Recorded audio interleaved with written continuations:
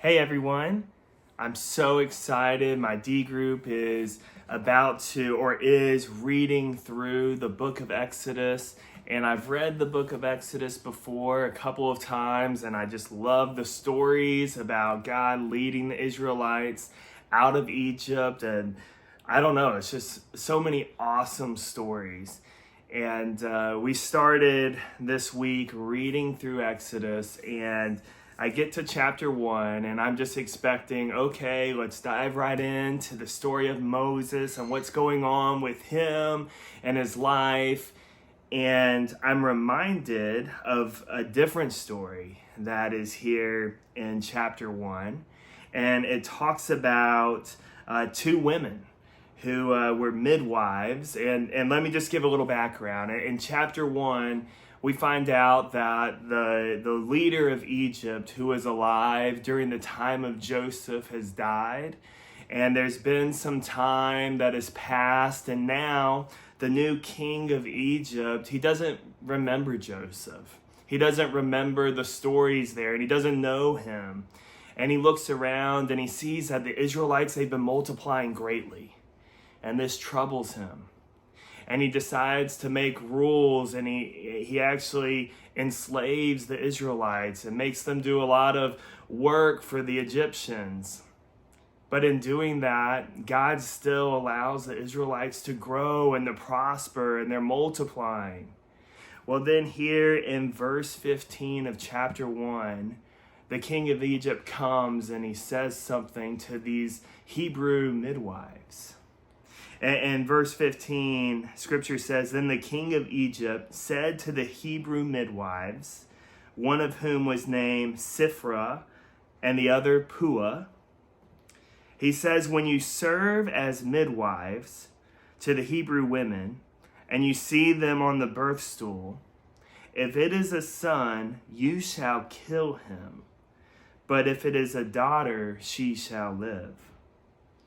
Now just imagine this. This is the top commander of the country.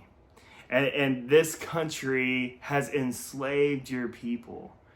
And he is coming directly to these women, these midwives, and he's telling them directly, hey, when this happens, if this happens, you are to kill their sons. Just imagine the pressure that is put on these midwives. But what I love is the response that they have to this instruction from this king. They say in verse 17, but the midwives feared God and did not do as the king of Egypt commanded them, but let the male children live. See, oftentimes I read through Exodus and I focus on the story of Moses, but in chapter 1, we see this unbelievable passage of two women who say, no, I know that this king has instructed me to do something, but I know it's wrong.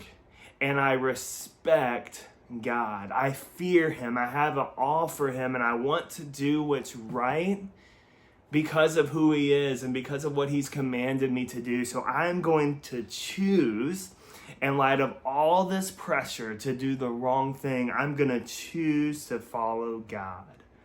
And that just impacted me, and it's caused me to consider, where is it in my life that I am allowing outside pressure to influence the decisions that I'm making?